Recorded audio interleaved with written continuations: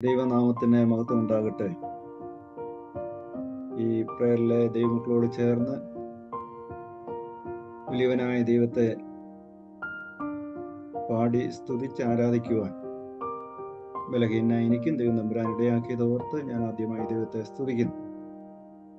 ഇതിനായിട്ട് എന്നെ ക്ഷണിച്ച പ്രിയ ടിഞ്ചുവിനോടും നിങ്ങൾ എല്ലാവരോടുമുള്ള സ്നേഹവും കടപ്പാടും ആമുഖമായി രേഖപ്പെടുത്തുകയും ചെയ്യട്ടെ.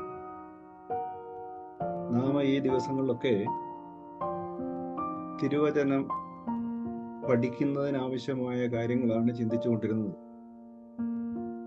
തിരുവചന പഠനം നാം ഓരോരുത്തരും ചെയ്യേണ്ടതാണ്. തിരുവചന പഠനം നമ്മുടെ ജീവിതത്തിൻ്റെ ഒരു ചര്യയാകണം. അതിലൂടെ ലഭിക്കുന്ന ദൈവിക ആലോചനകൾ നമ്മുടെ ജീവിത ക്രമത്തിന്റെ അടിസ്ഥാനമാക്കണം.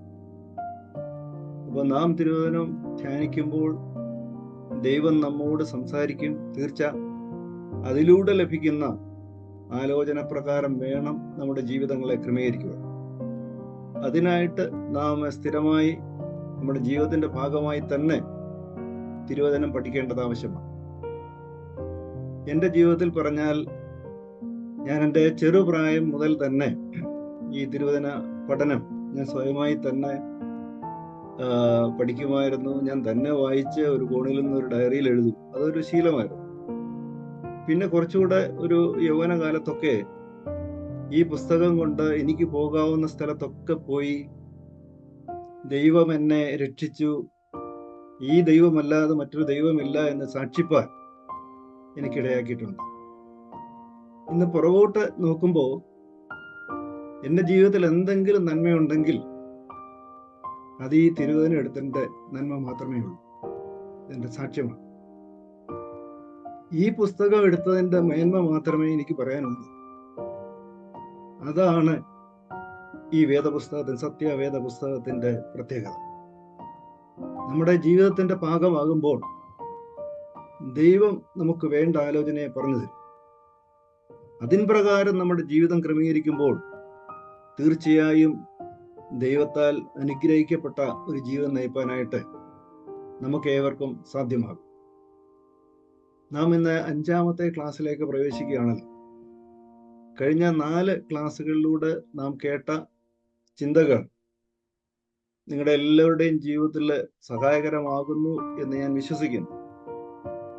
1ാമത്തെ ക്ലാസ്സിൽ നാം ചിന്തിച്ചത് വേദപുസ്തക പഠനം ഏതെല്ലാം രീതിയിൽ ക്രമമായും ഫലവത്തായും ചെയ്യുവാനായിട്ട് സാധിക്കും, അതുപോലെ തന്നെ വേദപുസ്തകത്തിന്റെ പ്രത്യേകത എന്താണ്, അതിന്റെ വ്യത്യസ്തത എന്താണ് മറ്റ് പുസ്തകങ്ങളിൽ നിന്ന്. അതുകൂടാതെ നാം ചിന്തിച്ചത് പഴയ നിയമ പുസ്തകങ്ങളുടെ ചുരുക്കവും അതിൽ പ്രതിപാദിക്കുന്ന കാലഘട്ടവുമാണ് നാം 1ാമത്തെ ക്ലാസ്സിൽ ചിന്തിച്ചത്. അത് ഓർക്കുന്നു എന്ന് വിചാരിക്കുന്നു. 2ാമത്തെ ക്ലാസ്സിൽ നാം ചിന്തിച്ചത് പഴയ നിയമ കാലഘട്ടത്തിന് ശേഷവും പുതിയ നിയമ കാലഘട്ടത്തിന് മുമ്പുമുള്ള ഏകദേശം 400ഓളം വർഷത്തെ ചരിത്ര വിശദാംശങ്ങളാണ് നാം ആ ക്ലാസ്സിൽ കണ്ടത്. ആ കാലഘട്ടത്തിന് പറയുന്ന പേര് നിശബ്ദ വർഷങ്ങൾ അഥവാ ഇന്റർ ടെസ്റ്റമെന്റൽ പീരീഡ്. ഇതൊക്കെ ഓർക്കുന്നു എന്ന് കരുതുന്നു. 3ാമത്തെ ക്ലാസ്സിൽ നാം കണ്ടത് പുതിയ നിയമകാലത്തെ സാക്ഷിക്കുന്ന ചരിത്രകാരന്മാരെ പറ്റി നാം പറയുകയുണ്ടായി. അതിനുശേഷം അന്നത്തെ ഭൂമിശാസ്ത്രപരമായ വിശദാംശങ്ങളും ആ പ്രദേശങ്ങളുടെ ഇപ്പോഴത്തെ സ്ഥിതിയും നാം ആ ക്ലാസ്സിൽ ചിന്തിക്കുകയുണ്ടായി. 4ാമത്തെ ക്ലാസ്സിൽ നാം ചിന്തിച്ചത് പുതിയ നിയമ കാലഘട്ടത്തിലെ രാഷ്ട്രീയമായ വിശദീകരണങ്ങൾ. അന്ന് റോമൻ ആധിപത്യമായിരുന്നു. ആ റോമൻ ആധിപത്യത്തിന് കീഴിലുള്ള നാട്ടുരാജാക്കന്മാരുടെ ചരിത്രമൊക്കെയാണ് 4ാമത്തെ ക്ലാസ്സായ കഴിഞ്ഞ ക്ലാസ്സിൽ നാം കണ്ടത്. ഇനിയും 5ാമത്തെ ക്ലാസ്സായ ഇന്ന് നാം ചിന്തിക്കുന്നത് പുതിയ നിയമ പുസ്തകങ്ങളുടെ ഒരു ഓവറോൾ വിശദീകരണം ആണ് ഇന്ന് പറയുവാനായിട്ട് ഉദ്ദേശിക്കുന്നത്. നമുക്കറിയാം 66 പുസ്തകങ്ങളുള്ള സത്യവേദ പുസ്തകത്തിൽ 39 പുസ്തകങ്ങൾ പഴയ നിയമ ഭാഗത്തും 27 പുസ്തകങ്ങൾ പുതിയ നിയമ ഭാഗത്തുമാണെന്ന് നമുക്കറിയാം. ഇന്ന് പുതിയ നിയമ ഭാഗത്തുള്ള 27 പുസ്തകങ്ങളെ പറ്റിയാണ് നാം ചിന്തിക്കുന്നത്. അപ്പൊ അതിനായിട്ട് നമുക്ക് നമ്മെ തന്നെ ഒരു പ്രാവശ്യം കൂടെ ദൈവത്തിന് സമർപ്പിച്ച് പ്രാർത്ഥിക്കാം. ദൈവം തമ്പുരാൻ വിചാരിച്ചെങ്കിൽ മാത്രമേ നമുക്ക് ഈ കാര്യങ്ങളൊക്കെ മനസ്സിലാകൂ. അപ്പൊ ദൈവകൃപയിൽ നമുക്ക് പൂർണ്ണമായി ആശ്രയിക്കാം. പ്രിയ കർത്താവേ, അങ്ങയുടെ പ്രിയ മക്കളാ, നിങ്ങൾക്കൊരു പ്രാവശ്യം കൂടെ അങ്ങയുടെ വചനത്തെ പറ്റി പഠിക്കുവാൻ നീ ഞങ്ങളെ അനുവദിക്കുന്നത് ഓർത്ത് വീണ്ടും അങ്ങയെ സ്തുതിക്കുന്നു. കർത്താവെ, കഴിഞ്ഞ ക്ലാസ്സുകളിലൊക്കെ വ്യാപരിച്ച ദൈവകൃപയ്ക്കായി സ്തോത്രം. നന്ദി കർത്താവെ, നന്ദി കർത്താവെ, നന്ദി. ഞങ്ങൾ വീണ്ടും തിരുസന്നിധിയിലേക്ക് അടുത്തു വരുന്നു. അങ്ങേ ഞങ്ങളോട് സംസാരിക്കണമേ. വചനത്തിന്റെ മർമ്മങ്ങളെ ഗ്രഹിപ്പാൻ കർത്താവെ നിന്റെ മക്കളെ ഇടയാക്കണം. അത് വഹിപ്പാൻ അടിയനെ പ്രാപ്തനാക്കണം.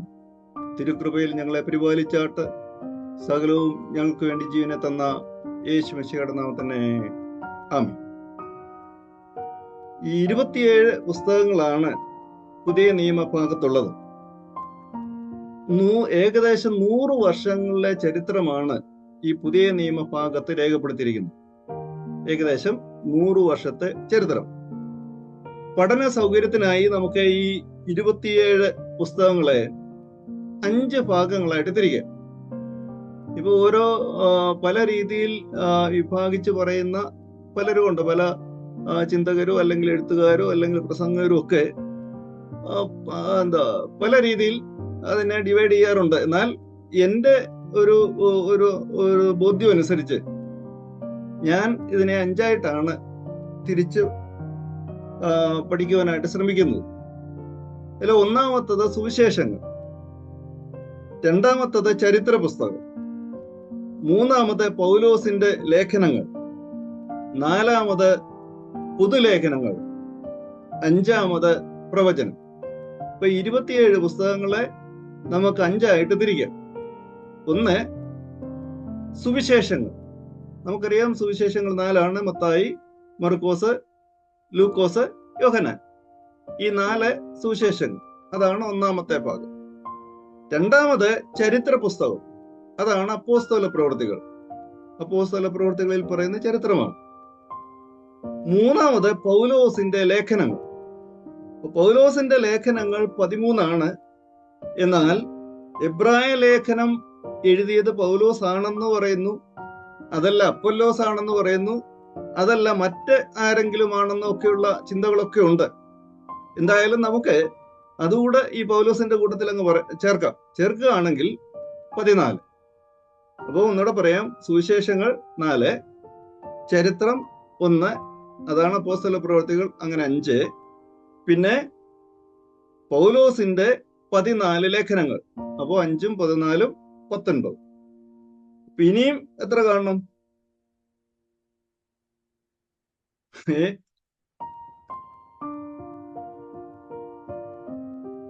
5, 14, 19. അതിനുശേഷം പുതുലേഖനങ്ങൾ 7. അപ്പം പൗലോസിൻ്റെതായിട്ട് 14 ലേഖനങ്ങൾ, എബ്രായരും കൂടെ ചേർത്ത് പൗലോസിന്റെ 14 ലേഖനങ്ങൾ, പുതുലേഖനങ്ങൾ 7. പിന്നീട് പ്രവചന പുസ്തകം 1, വെളിപ്പാട് പുസ്തകം. ഇങ്ങനെയാണ് 27 പുസ്തകങ്ങൾ.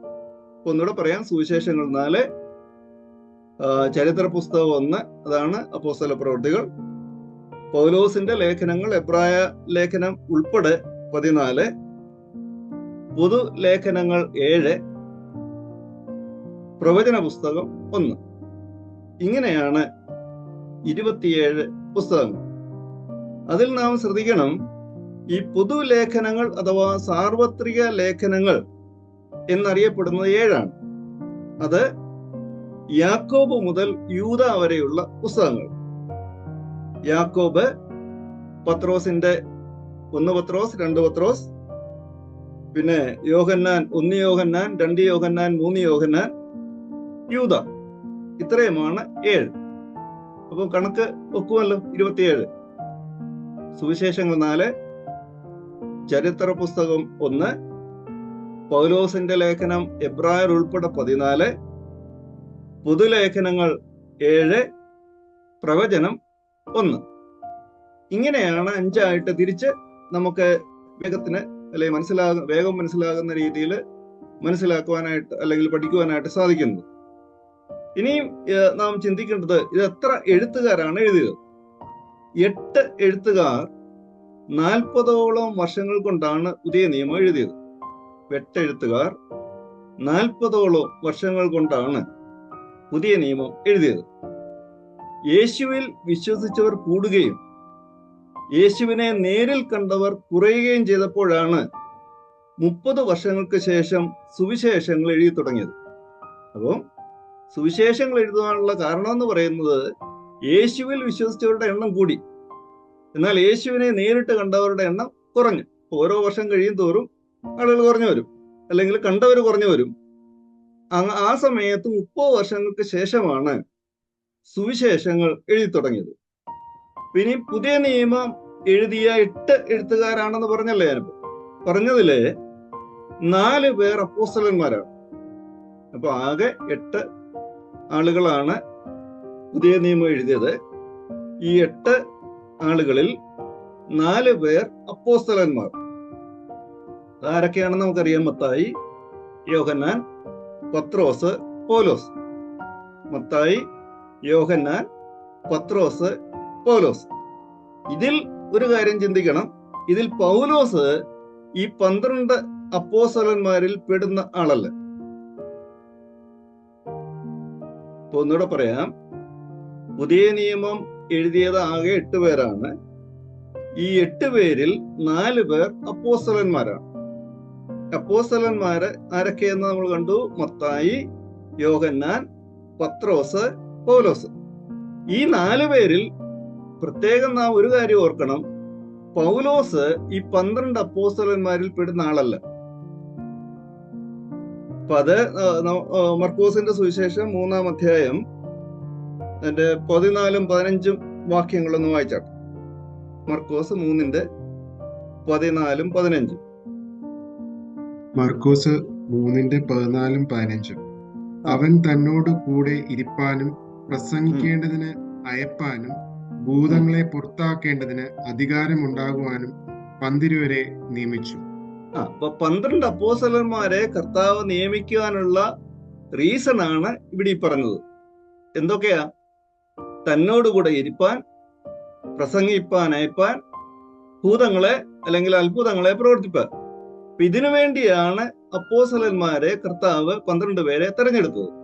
ഈ കൂട്ടത്തിൽ ആരില്ല? പൗലോസില്ല.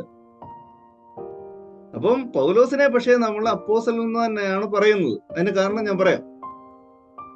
ഈ ശിഷ്യന്മാരെ തെരഞ്ഞെടുക്കുമ്പോൾ പൗലോസ് മാനസാന്തരത്തിന്റെ അനുഭവത്തിലേക്ക് വന്നില്ലായിരുന്നു. കർത്താവായ യേശുക്രിസ്തുവും പൗലോസും സമകാലീനരാ, ഏകദേശം ഒരേ സമയത്ത് ജീവിച്ചിരുന്നവരാണ് ഈ ലോകത്ത്. പക്ഷേ ഈ അപ്പോസ്തലന്മാരെ തെരഞ്ഞെടുക്കുന്ന സമയത്ത് പൗലോസ് ക്രിസ്ത്യാനിയല്ല. കർത്താവായ യേശുക്രിസ്തുവിന്റെ ക്രൂശ് മരണത്തിന് ശേഷമാണ് പൗലോസ് ദമസ്കോസിൽ വെച്ച് മാനസാന്തരപ്പെട്ടത്. അപ്പം ഈ ശിഷ്യന്മാരെ എടുക്കുന്ന കാലത്തോ കർത്താവിന്റെ ഈ ലോകത്തിലെ പ്രവർത്തന കാലത്തോ പൗലോസ് ഒരു ക്രിസ്ത്യാനിയായി പ്രവർത്തിച്ചില്ല. അതിനുശേഷമാണ് പൗലോസ് ക്രിസ്ത്യാനിയായി. ദമസ്കോസിന്റെ പടിവാതിൽ വെച്ച് കർത്താവ് അവന് പ്രത്യക്ഷനായി എന്നുള്ള കാര്യം നമുക്കറിയാം. അത് AD 33-ലാണ് ഉണ്ടായത്. അപ്പൊ AD 33 എന്ന് പറയുന്നത് കർത്താവായ യേശു ക്രിസ്തുവിന്റെ ക്രൂശ് മരണത്തിന് ശേഷമാണ്. അപ്പൊ അതുകൊണ്ട് തന്നെ കർത്താവ് ക്രൂശ് മരണം വരെ ഈ പൗലോസ് ഒരു ക്രിസ്ത്യാനി ആയിരുന്നില്ല. അപ്പൊ അതുകൊണ്ട് തന്നെ ഈ 12 പേരിൽ പൗലോസ് ഉൾപ്പെടുന്നില്ല. പിന്നെ എങ്ങനെയാണ് പൗലോസ് അപ്പോസ്തലനായത്? അപ്പൊ അപ്പോസ്തലൻ എന്നുള്ള വാക്കിന്റെ അർത്ഥം അയക്കപ്പെട്ടവൻ എന്നാണ്. അയക്കപ്പെട്ടവൻ എന്നുള്ള മീനിങ്ങിൽ പൗലോസ് അപ്പോസ്തലനാണ്.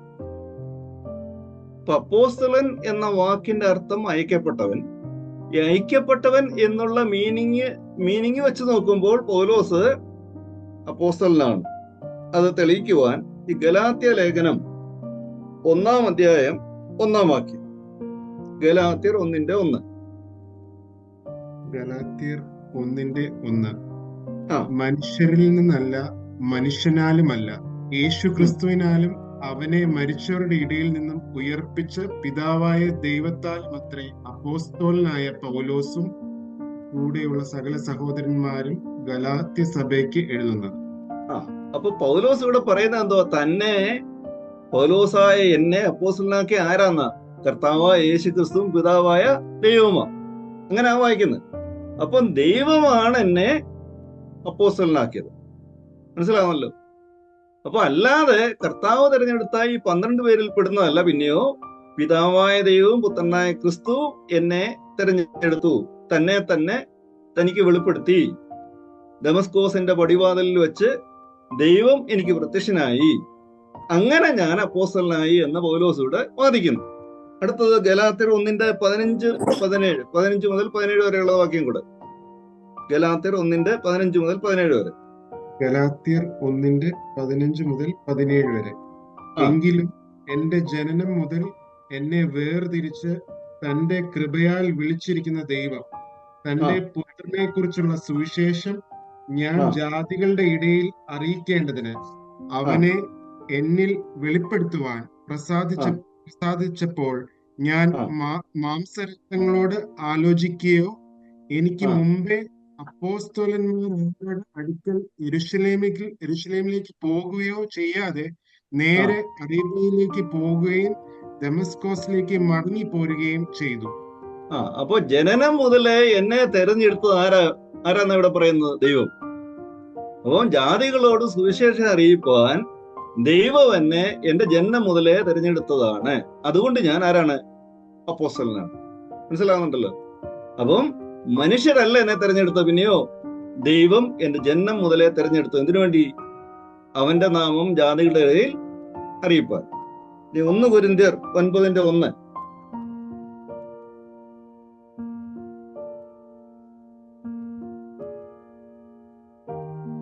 1 കൊരിന്ത്യർ 9:1. ഞാൻ സ്വതന്ത്രനല്ലയോ? ഞാൻ അപ്പോസ്തലനല്ലയോ? നമ്മുടെ കർത്താവായ യേശുവിനെ ഞാൻ കണ്ടിട്ടില്ലയോ? കർത്താവിൽ ഞാൻ ചെയ്ത പ്രവൃത്തിയുടെ ഫലം നിങ്ങൾ അല്ലയോ? അപ്പൊ ഇതിൽ പറയുന്ന എന്നതാ? കർത്താവ് എന്നെ അപ്പോസ്തലനായി, ഞാൻ കർത്താവിനെ കണ്ടവനാണ്, എന്റെ പ്രവർത്തനത്തിന്റെ ഫലമല്ലയോ നിങ്ങളല്ല എന്ന് വെച്ചാൽ ഗലാത്യ സഭയിൽ അല്ലെങ്കിൽ കൊരിന്ത്യ സഭയിലുള്ള നിങ്ങൾ ഓരോരുത്തരും എന്റെ പ്രവർത്തനത്തിന്റെ ഫലമാണ്. അപ്പൊ അപ്പോസ്തലന്റെ പ്രധാനപ്പെട്ട ജോലി എന്ന് പറയുന്നത് എന്നതാ? തന്നോടുകൂടെ ഇരുപ്പാനും പ്രസംഗിപ്പാൻ അയപ്പാനും. അപ്പൊ അങ്ങനെ പ്രസംഗിച്ച് കർത്താവിന്റെ നാമത്തിൽ അല്ലെങ്കിൽ അങ്ങനെ സഭയായതാണ് കൊരിന്ത്യ സഭയും ഗലാത്യ സഭയും ഒക്കെ. അതുകൊണ്ടാണ് പൗലോസ് ഇവിടെ പറയുന്നത്, നിങ്ങളല്ലയോ സാക്ഷി. അപ്പൊ ഞാൻ അപ്പോസ്തലൻ എന്നതിന് നിങ്ങൾ സാക്ഷി, കാരണം നിങ്ങളെ ഈ വഴിക്ക് കൊണ്ടുവന്നത് ഞാനാ. അപ്പൊ മനസ്സിലാകുന്നല്ലോ. അപ്പൊ ആ രീതിയിലാണ് പൗലോസിനെ അപ്പോസ്തലൻ എന്ന് പറയുന്നത്. അപ്പൊ നമ്മള് ചിന്തിച്ചു വന്നത് ഈ 8 പേരിൽ 4 പേര് അപ്പോസ്തലന്മാരാണ്. ഇനിയും ബാക്കി 4 പേരുണ്ട്. ബാക്കി 4 പേരിൽ 2 പേർ കർത്താവിന്റെ സഹോദരന്മാരാണ്. അപ്പൊ ആകെ പുതിയ നിയമം എഴുതിയത് 8 പേരാണ്. 8 പേരിൽ 4 പേര് അപ്പോസ്തലന്മാരാണ്. പിന്നെ ബാക്കി 4 പേരുള്ളിൽ 2 പേര് കർത്താവിന്റെ സഹോദരന്മാരാണ്. അതാണ് യാക്കോബും യൂദായും. യാക്കോബിന്റെ ലേഖനവും യൂദായുടെ ലേഖനവും നമുക്കറിയാമല്ലോ, പുതിയ നിയമത്തിലുള്ളതാണ്. ഈ 2 ലേഖന കർത്താക്കൾ കർത്താവിന്റെ ഈ ലോകപ്രകാരമുള്ള സഹോദരങ്ങളാണ്, യാക്കോബും യൂദായും. യൂദാ ഇസ്കറിയോത്ത യൂദ അല്ല, വേറെ യൂദ. അപ്പോ അവർ 2 പേരും കർത്താവിന്റെ സഹോദരങ്ങൾ. പിന്നെ 2 പേരുള്ളത് പത്രോസിന്റെയും പൗലോസിന്റെയും സഹായികളായിരുന്ന മർക്കോസും ലൂക്കോസും. ഇതാണ് എന്റെ ഓർഡർ. അപ്പം പുതിയ നിയമം എഴുതിയത് ആകെ 8 പേരാണ്. 8 പേരിൽ 4 പേര് അപ്പോസ്തലന്മാരാണ്. പിന്നെ ബാക്കിയുള്ള 4 പേരിൽ 2 പേര് കർത്താവിന്റെ സഹോദരങ്ങളാണ്. ബാക്കി 2 പേര് മർക്കോസും ലൂക്കോസും.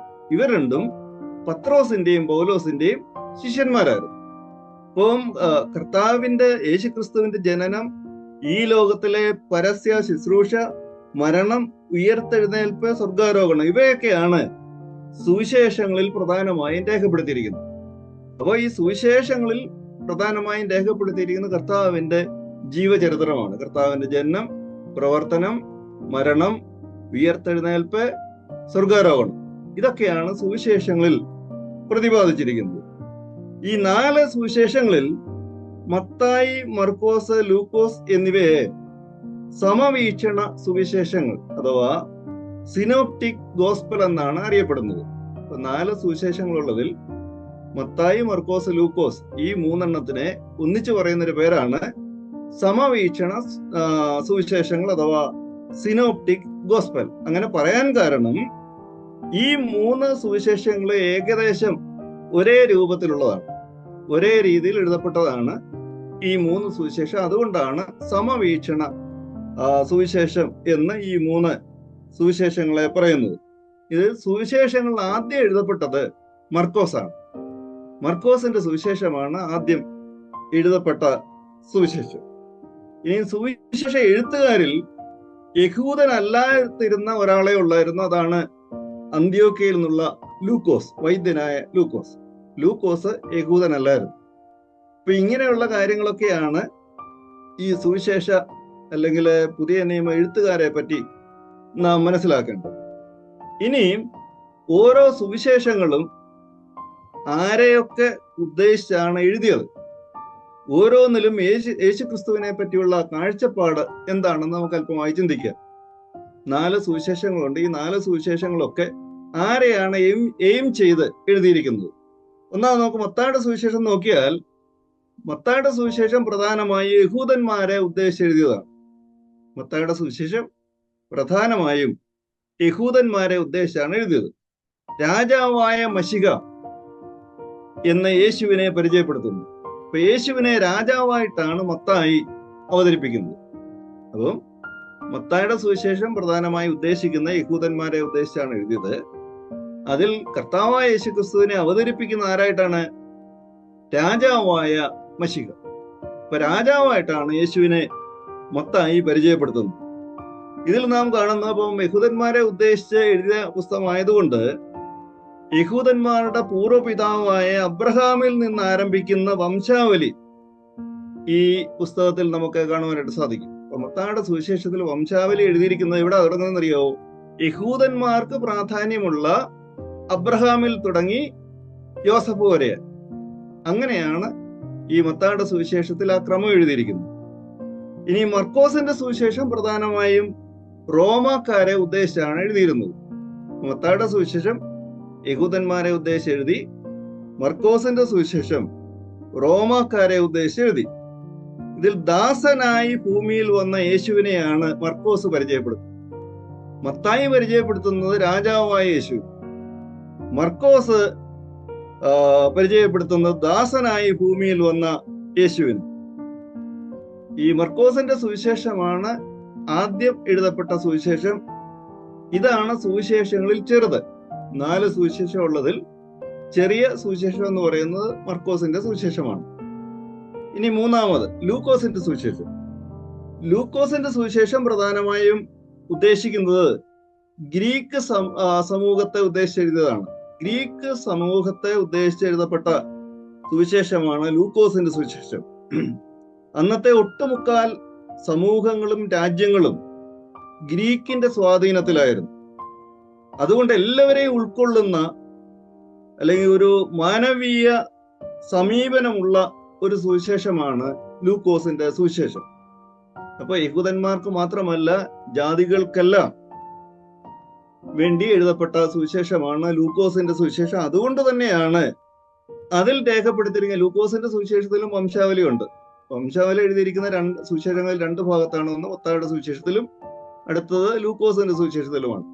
മത്തായിയുടെ സുവിശേഷത്തിൽ അത് യഹൂദന്മാരെ ഉദ്ദേശിച്ച് എഴുതിയതായതുകൊണ്ട് ഇത് ആരംഭിക്കുന്ന യഹൂദന്മാർക്ക് പ്രാധാന്യമുള്ള അബ്രഹാമിൽ നിന്നാണ്. മനസ്സിലാകുന്നുണ്ടല്ലോ. എന്നാൽ ലൂക്കോസ് എന്ന് പറയുന്നത് യഹൂദന്മാരെ മാത്രമല്ല, സർവ്വജാതികളും മാനവീയ അല്ലെങ്കിൽ എല്ലാ നാട്ടുകാർക്കും വേണ്ടിയല്ല, പുറജാതിക്കാരും യഹൂദന്മാർക്കും എല്ലാവരെയും ഉദ്ദേശിച്ച് എഴുതിയതായതുകൊണ്ട് അതില് വംശാവലി ചെന്നെത്തുന്നത് സർവജനത്തിന്റെയും പിതാവായ ആദമിലാണ്. ഇപ്പൊ ഇതിന്റെ വ്യത്യാസം മനസ്സിലായല്ലോ. ഇപ്പൊ യഹൂദന്മാരെ ഉദ്ദേശിച്ചായതുകൊണ്ട് യഹൂദന്മാർക്ക് പ്രാധാന്യമുള്ള അബ്രഹാമിൽ നിന്ന് മത്തായി തുടങ്ങിയപ്പോൾ, വംശാവലി തുടങ്ങിയപ്പോൾ, ലൂക്കോസിന്റെ സുവിശേഷത്തിൽ നാം കാണുന്നത് വംശാവലി തിരിച്ചാണ്. ഈ മുകളിൽ നിന്ന് താഴോട്ടാണ് ലൂക്കോസിന്റെ സുവിശേഷത്തിൽ എഴുതിയിരിക്കുന്നത്. അത് ചെന്നെത്തുന്നത് എവിടം വരെയാണെന്നറിയോ? സർവ്വജനത്തിന്റെയും പിതാവായ ആദമിലാണ്. അപ്പൊ അത് നാം പ്രത്യേകം ഒന്ന് ശ്രദ്ധിക്കണം. ഈ ലൂക്കോസിന്റെ സുവിശേഷത്തിൽ കർത്താവിനെ പരിചയപ്പെടുത്തുന്നത് മനുഷ്യനായ യേശു. അപ്പൊ മത്തായിയുടെ സുവിശേഷം രാജാവായ യേശു, മർക്കോസിന്റെ സുവിശേഷത്തിൽ ദാസനായ യേശു, ലൂക്കോസിന്റെ സുവിശേഷത്തിൽ നാം കാണുന്നത് മനുഷ്യനായി ലോകത്തിൽ വന്ന യേശു. ഇനി യോഹന്നാന്റെ സുവിശേഷം ഉദ്ദേശിക്കുന്നത് സഭയ്ക്കും മറ്റുള്ള സകലർക്കും വേണ്ടി എഴുതപ്പെട്ടതാണ് യോഹന്നാന്റെ സുവിശേഷം. ഇതിൽ യേശു ദൈവപുത്രൻ എന്ന യോഹന്നാൻ ലോകത്തിനെ പരിചയപ്പെടുത്തി. യേശു ദൈവപുത്രൻ. മത്തായി കർത്താവിനെ പരിചയപ്പെടുത്തിയത് രാജാവായ മശിഹ, രാജാവായിട്ട് പരിചയപ്പെടുത്തി. മർക്കോസ് ദാസനായി വന്ന യേശുവിനെ പരിചയപ്പെടുത്തി. ലൂക്കോസ് പരിചയപ്പെടുത്തുന്നത് മനുഷ്യനായ യേശുവിനെ പരിചയപ്പെടുത്തി. യോഹന്നാൻ യേശുവിനെ പരിചയപ്പെടുത്തുന്നത് ദൈവപുത്രനായ യേശു ക്രിസ്തു. അപ്പൊ ഇതാണ് ഈ 4 സുവിശേഷ എഴുത്തുകാരും കർത്താവിനെ അവതരിപ്പിച്ചിരിക്കുന്ന രീതി ഇപ്രകാരമാണ്. ഇനി മറ്റൊരു കാര്യം, ഓരോ സുവിശേഷകരും കർത്താവുമായി ബന്ധപ്പെട്ട കാര്യങ്ങൾ ഏത് ഭാഗം വരെ രേഖപ്പെടുത്തിയിരിക്കുന്നു എന്നും നാം ശ്രദ്ധിക്കണം. ഇപ്പൊ 4 സുവിശേഷങ്ങളുണ്ട്. ഈ 4 സുവിശേഷകന്മാരും കർത്താവായ യേശു ക്രിസ്തുവിന്റെ ഈ ലോകത്തിലെ പ്രവർത്തനങ്ങളെ പറ്റി എവിടം വരെ എഴുതിയിട്ടുണ്ട്. ഒന്ന് മത്തായി വിവരിക്കുന്നത് കർത്താവിന്റെ ഉയർപ്പ് വരെയുള്ള കാര്യങ്ങളാണ്. മത്തായിയുടെ സുവിശേഷത്തിൽ കർത്താവായ യേശു ക്രിസ്തുവിന്റെ ഉയർപ്പ് വരെയുള്ള കാര്യങ്ങളാണ് മത്തായി വിവരിച്ചിരിക്കുന്നത്. എന്ന് പറഞ്ഞാൽ കർത്താവിന്റെ ജനനം, ഈ ലോകത്തിലെ പ്രവർത്തനം, ക്രൂശീകരണം, ഉയർപ്പ്, ഇത്രയും കാര്യങ്ങളാണ് മത്തായിയുടെ സുവിശേഷത്തിൽ എഴുതിയിരിക്കുന്നത്. എന്നാൽ മർക്കോസിന്റെ സുവിശേഷത്തിൽ ഒരു പടി കൂടി കടന്ന് സ്വർഗാരോഹണം വരെയുള്ള കാര്യങ്ങൾ പറഞ്ഞിട്ടുണ്ട്. ഞാൻ പറയുന്നത് ഫോളോ ചെയ്യുന്നുണ്ടല്ലോ. മത്തായിയുടെ സുവിശേഷത്തിൽ കർത്താവിന്റെ കാര്യങ്ങൾ എവിടം വരെ എഴുതിയിട്ടുള്ളൂ? ഉയർപ്പ് വരെയുള്ള കാര്യങ്ങൾ മാത്രമേ മത്തായിയുടെ സുവിശേഷത്തിലുള്ളൂ. കർത്താവിന്റെ ജനനം, ഈ ലോകത്തിലെ പ്രവർത്തനം, പിന്നെ ക്രൂശീകരണം, ഉയർപ്പ്, ഇത്രയുമാണ് മത്തായിയുടെ സുവിശേഷത്തിൽ എഴുതിയിരിക്കുന്നത്. എന്നാൽ മർക്കോസ് ഒരു പടിയൂടെ മുന്നോട്ട് കയറി എഴുതിയിട്ടുണ്ട്. എന്ന് പറഞ്ഞാൽ കർത്താവായ യേശു ക്രിസ്തുവിന്റെ പരസ്യ ശുശ്രൂഷ, ക്രൂശീകരണം, ഉയർപ്പ്, സ്വർഗാരോഹണം. അപ്പൊ സ്വർഗാരോഹണം വരെ മർക്കോസ് എഴുതിയിട്ടുണ്ട്. ഇപ്പൊ ലൂക്കോസ് പരിശുദ്ധാത്മ വാഗ്ദാനം വരെ എഴുതിയിട്ടുണ്ട്. അപ്പൊ അതിൽ ഒരു പടിയൂടെ മുന്നോട്ട് മാറി പരിശുദ്ധാത്മാവിന്റെ വാഗ്ദാനം വരെ, എന്ന് പറഞ്ഞാൽ കർത്താവിന്റെ ജനനം, പരസ്യ ശുശ്രൂഷ, ക്രൂശീകരണം, ഉയർപ്പ്, സ്വർഗാരോഹണം, പരിശുദ്ധാത്മാവിന്റെ വാഗ്ദാനം, ഇത്രയും കാര്യങ്ങളാണ് ലൂക്കോസിന്റെ സുവിശേഷത്തിൽ രേഖപ്പെടുത്തിയിരിക്കുന്നത്. ഇനി യോഹന്നാന്റെ സുവിശേഷത്തിൽ വീണ്ടും വരുന്നവനായ കർത്താവിനെ പരിചയപ്പെടുത്തും. അപ്പം കർത്താവുമായിട്ടുള്ള ബന്ധത്തിൽ ഓരോ സുവിശേഷകരെ എവിടം വരെ രേഖപ്പെടുത്തി എന്നുള്ള കാര്യങ്ങളാണ് ഞാൻ പറഞ്ഞത്. മത്തായിയുടെ സുവിശേഷത്തിൽ കർത്താവിന്റെ ഉയർപ്പ് വരെയുള്ള കാര്യങ്ങൾ പറഞ്ഞുവെങ്കിൽ മർക്കോസിന്റെ സുവിശേഷത്തിൽ കർത്താവിന്റെ സ്വർഗാരോഹണം വരെയുള്ള കാര്യങ്ങൾ പറയുന്നു. ലൂക്കോസിന്റെ സുവിശേഷത്തിൽ പരിശുദ്ധാത്മ വാഗ്ദാനം നൽകുന്ന ഭാഗം വരെ പറയുന്നു. യോഹന്നാന്റെ സുവിശേഷത്തിൽ വീണ്ടും വരുന്നവനായ കർത്താവിനെ പറ്റി പറയുന്നു. അപ്പം കർത്താവിന്റെ ജീവിതത്തിൽ ഏത് കാലഘട്ടം വരെയുള്ള കാര്യങ്ങളാണ് ഈ ഓരോ സുവിശേഷകന്മാരും പറഞ്ഞത് എന്ന് നമുക്കിവിടെ കാണുവാനായിട്ട് സാധിക്കും. അപ്പോൾ ഇത്രയും കാര്യങ്ങൾ കൊണ്ട് ഈ സുവിശേഷങ്ങളെ പറ്റിയുള്ള പ്രാഥമികമായ കാര്യങ്ങൾ കഴിഞ്ഞു. അപ്പോൾ ഇതുവരെ അപ്പം എത്ര പുസ്തകമായി? ഇപ്പം നമ്മളിപ്പം പറഞ്ഞു വന്നത് സുവിശേഷങ്ങൾ 4, പിന്നെ അപ്പോസ്തല പ്രവൃത്തികള്, അത് ചരിത്ര പുസ്തകം, പിന്നെ 14 പൗലോസിന്റെ ലേഖനങ്ങൾ. അപ്പൊ അങ്ങനെ പറഞ്ഞു വരിക, അടുത്ത് മനസ്സിലാകുന്നുണ്ടല്ലോ. ഇനിയും നാം നോക്കേണ്ടത് അപ്പോസ്തല പ്രവൃത്തികൾ. സുവിശേഷങ്ങൾ കഴിഞ്ഞു, ഇനി അപ്പോസ്തല പ്രവൃത്തികൾ. അപ്പോസ്തല പ്രവൃത്തികള് ഇത് എഴുതിയത് ലൂക്കോസാണ് അപ്പോസ്തല പ്രവൃത്തി എഴുതിയിരിക്കുന്നത്. സഭയുടെ 30 വർഷത്തെ ചരിത്രവും പരിശുദ്ധാത്മ അഭിഷേകവുമാണ് ഇതിൽ രേഖപ്പെടുത്തിയിരിക്കുന്നത്. സഭയുടെ 30 വർഷത്തെ ചരിത്രവും പരിശുദ്ധാത്മാവിന്റെ അഭിഷേകത്തെ പറ്റിയുമാണ് അപ്പോസ്തല പ്രവർത്തികളിൽ പ്രധാനമായും രേഖപ്പെടുത്തിയിരിക്കുന്നത്. സുവിശേഷം യെരുശലേം മുതൽ റോം വരെ എത്തുന്ന കാര്യങ്ങളും പരാമർശിച്ചിട്ടുണ്ട്. അപ്പൊ അപ്പോസ്തല പ്രവർത്തികളിലെ പ്രധാന പ്രതിപാദ്യ കാര്യങ്ങൾ എന്ന് പറയുന്നത് യെരുശലേം മുതൽ റോം വരെ സുവിശേഷം എങ്ങനെ പ്രചരിച്ചു എന്നുള്ള ചരിത്രവും അപ്പോസ്തല പ്രവർത്തികളിൽ നമുക്ക് കാണുവാനായിട്ട് സാധിക്കും. ഇനി അപ്പോസ്തല പ്രവർത്തികൾ 1 മുതൽ 12 വരെയുള്ള ഭാഗത്ത് പത്രോസും 13 മുതൽ 28 വരെയുള്ള ഭാഗത്ത് പൗലോസുമാണ് മുൻനിരക്കാരായി പ്രവർത്തിക്കുന്നതായി വിവരിച്ചിരിക്കുന്നത്. അപ്പൊ അപ്പോസ്തല പ്രവർത്തികളില് 1 മുതൽ 12 വരെയുള്ള ഭാഗത്തെ ലീഡർ എന്ന് പറയുന്നത് പത്രോസും 13 മുതൽ 28 വരെയുള്ള ഭാഗത്തെ ലീഡർ എന്ന് പറയുന്നത് പൗലോസുമാണ്. അപ്പൊ അതും നമ്മൾ പ്രത്യേകം ശ്രദ്ധിക്കുകയാണ്. ഇപ്പൊ യഹൂദന്മാർ കാത്തിരുന്ന മശിക ആണ് യേശു, സകല മനുഷ്യരുടെയും രക്ഷ യേശുവിലൂടെ മാത്രമെന്ന് രാജ്യങ്ങൾ തോറും ഇവരെ പ്രസംഗിച്ചു വന്നു. അപ്പം ഈ അപ്പോസ്തല പ്രവൃത്തികളിൽ നാം കാണുന്നത്, അപ്പോസ്തല പ്രവൃത്തികൾ ചരിത്രം പറയുന്നത് യെരുശലേം മുതൽ റോം വരെ എങ്ങനെ സുവിശേഷം പ്രചരിച്ചു.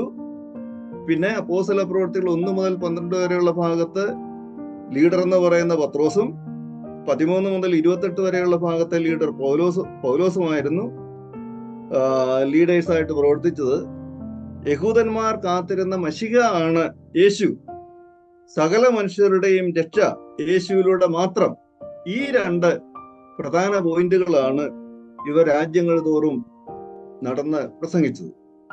അപ്പൊ അങ്ങനെ ഈ സുവിശേഷങ്ങൾ നല്ല അപ്പോസ്തല പ്രവൃത്തി കൂടുമ്പോൾ ഒന്നുകൂടെ ചേർത്ത് 5.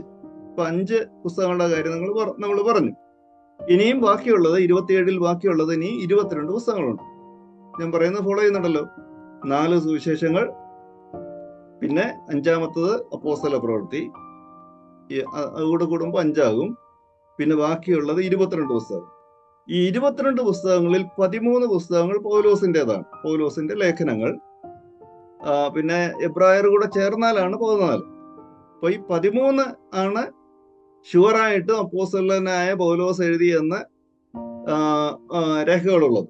അപ്പൊ ഈ 13 പുസ്തകങ്ങളിൽ 9 പുസ്തകങ്ങൾ 7 സഭകൾക്കായി എഴുതിയിരിക്കുന്നു.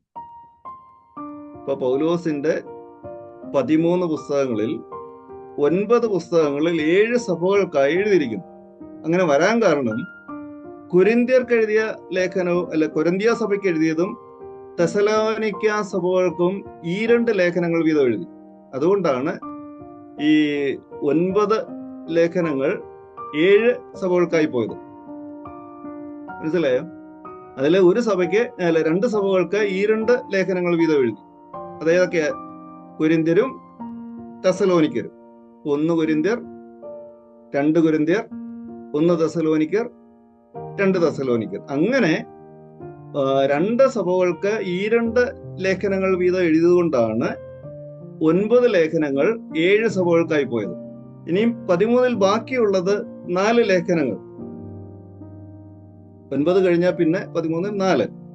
ഈ 4 ലേഖനങ്ങൾ സഭയിലെ 3 മൂപ്പന്മാർക്ക് വേണ്ടി എഴുതി, 3 അധ്യക്ഷന്മാർക്ക് വേണ്ടി എഴുതിയതാണ് 4 ലേഖനങ്ങൾ. അതാണ് തിമോത്തിയോസ് 1, തിമോത്തിയോസ് 2, തീത്തോസ്, ഫിലമോൻ. എന്നൂടെ പറയാം, 13 ലേഖനങ്ങളാണ് പൗലോസ് എഴുതിയത്. ഈ 13 ലേഖനങ്ങളിൽ 9 ലേഖനങ്ങൾ 7 സഭകൾക്ക് വേണ്ടി എഴുതി. 9 ലേഖനങ്ങൾ 7 സഭകൾക്ക് വേണ്ടി എഴുതി. ബാക്കിയുള്ള 4 ലേഖനങ്ങൾ, ഈ 4 ലേഖനങ്ങൾ 3 സഭാ അധ്യക്ഷന്മാർക്ക് വേണ്ടി എഴുതി. അതാർക്കൊക്കെ വേണ്ടിയാ? തിമോത്തിയോസിന് 2 ലേഖനം, തീത്തോസ്, ഫിലമോൻ.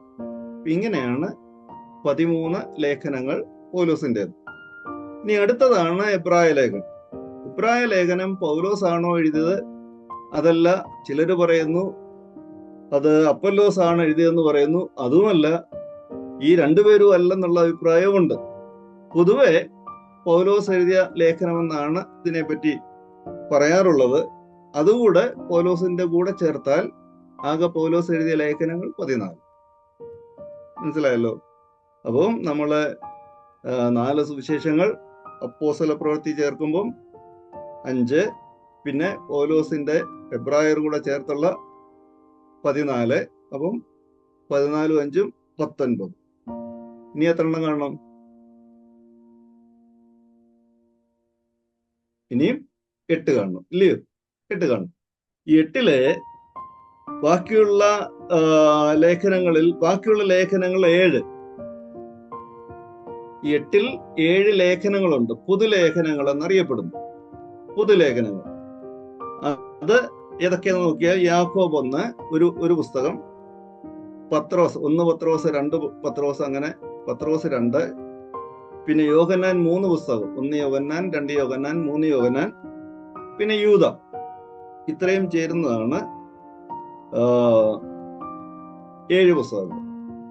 ഇപ്പോൾ യാക്കോബ് 1, പത്രോസ് 2 3, യോഹന്നാൻ 3 6, യൂദ 1 7. മനസ്സിലായല്ലോ? 7. അപ്പോ എത്രയായി? 26 ആയി. ഇനി ഒന്നുകൂടെ കാണണം, അതാണ് വെളിപ്പാട് പുസ്തകം. അത് ഒരു പ്രവചന പുസ്തകമാണ്. ഇത് യോഹന്നാൻ എഴുതി. അപ്പോൾ ഇങ്ങനെയാണ് 27 പുസ്തകങ്ങളുടെ ക്രമം. അപ്പൊ മനസ്സിലായിക്കാണെന്ന് വിചാരിക്കുന്നു.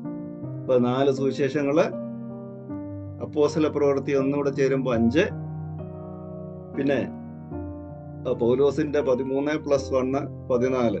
അപ്പൊ 5 14 19. 19 കഴിഞ്ഞാൽ പിന്നെ 7 പൊതുലേഖനങ്ങൾ, വിവിധ വ്യക്തികൾ എഴുതിയ 7 പൊതുലേഖനങ്ങൾ. അത് യാക്കോബ്, പത്രോസ്, യോഹന്നാൻ, യൂദ, ഈ 4 പേര് എഴുതിയത്. അതില് 7 പുസ്തകങ്ങളാകാൻ 4 പേര് 7 പുസ്തകം എഴുതാൻ കാരണം പത്രോസിന്റെ 2 പുസ്തകങ്ങൾ, യോഹന്നാന്റെ 3 പുസ്തകങ്ങൾ, 1 യോഹന്നാൻ 2 യോഹന്നാൻ 3 യോഹന്നാൻ, പത്രോസ് 1 പത്രോസ് 2. അപ്പൊ അതുകൊണ്ടാണ് 4 പേര് എഴുതിയത് 7 ലേഖനങ്ങളായത്. പിന്നീട് ഏറ്റവും ഒടുവിലായിട്ട് വെളിപ്പാട് പുസ്തകം. അപ്പൊ ഇങ്ങനെയാണ് 27 പുസ്തകങ്ങളെ തരംതിരിച്ച് പഠിക്കുന്നത്. അപ്പം ഇത്രയും പറഞ്ഞത് മനസ്സിലായി കാണുമോ എന്ന് വിചാരിക്കുന്നു. അപ്പം പുതിയ നിയമ പുസ്തകത്തിന്റെ ഒരു ഓവറോൾ കാര്യങ്ങളാണ് ഇതുവരെ പറഞ്ഞത്. അപ്പൊ 27 പുസ്തകങ്ങൾ ആണ് പുതിയ നിയമത്തിലുള്ളത്. ഇത് എഴുതിയത് 8 പേരാണ്. പിന്നെന്തുവാ, നമ്മൾ ഇത് 8 പേരാണ്. പിന്നെ ഓരോ പുസ്തകവും ആരെയൊക്കെ ഉദ്ദേശിച്ചാണ് എഴുതിയത്, പിന്നെ ഓരോ പുസ്തകത്തിലും കർത്താവിന്റെ ഏത് കാലഘട്ടം വരെയാണ് രേഖപ്പെടുത്തിയത്. മത്തായിയുടെ സുവിശേഷത്തിൽ എവിടം വരെയുണ്ട്, മർക്കോസ് എവിടം വരെ എഴുതി, ലൂക്കോസ് എവിടം വരെ എഴുതി, യോഹന്നാൻ എവിടം വരെ എഴുതി, ആ കാര്യങ്ങളൊക്കെ നമുക്ക് പഠിക്കുവാനായിട്ട് ഇടയായി. അപ്പൊ നാം ഈ കാര്യങ്ങളൊക്കെ ഇത്രയും ഇൻട്രൊഡക്ഷൻ പറഞ്ഞത് ഇതോടുകൂടി ആ ഒരു കാര്യം തീർന്നു. അപ്പോൾ ഇനിയും ഞാൻ നേരത്തെ മുതലേ പറയുന്നത് പോലെ നമ്മുടെ തിരുവചന ധ്യാനത്തിന് ഒരു സപ്പോർട്ടായ കാര്യങ്ങളാണ് ഈ പറയുന്നതല്ല. ഇനിയും നമ്മൾ ഓരോരുത്തരും ഇതൊക്കെ മനസ്സിൽ വെച്ചുകൊണ്ട് ഒരു വേദഭാഗം വായിക്കുമ്പോൾ നമ്മുടെ മനസ്സിൽ വരണം അതിന്റെ കോണ്ടെക്സ്റ്റ്. ഇത് ഏത് കാലഘട്ടത്തിൽ, ആരുടെ കാലത്ത്, അല്ലെങ്കിൽ ഏത് സമയത്ത് എന്നൊക്കെയുള്ള ഒരു ഐഡിയ നമ്മുടെ മനസ്സിൽ വെച്ചുകൊണ്ട് തിരുവചനം വായിക്കുമ്പോൾ കൂടുതൽ അർത്ഥവത്തായി നമുക്ക് കാര്യങ്ങൾ മനസ്സിലാക്കുവാനും അതിലൂടെ ലഭിക്കുന്ന ദൈവകൃപ, ദൈവിക ആലോചന നമ്മുടെ ജീവിതത്തിന് താങ്ങും തണലുമായി നിലനിൽക്കുവാൻ ഇടയാകും. അതിനായിട്ട് ദൈവം തമ്പുരാൻ നമ്മെ ഓരോരുത്തരെയും സഹായിക്കട്ടെ എന്ന് പറഞ്ഞുകൊണ്ട് ഞാൻ എൻ്റെ വാക്കുകളോട് നിർത്തട്ടെ. Thank you.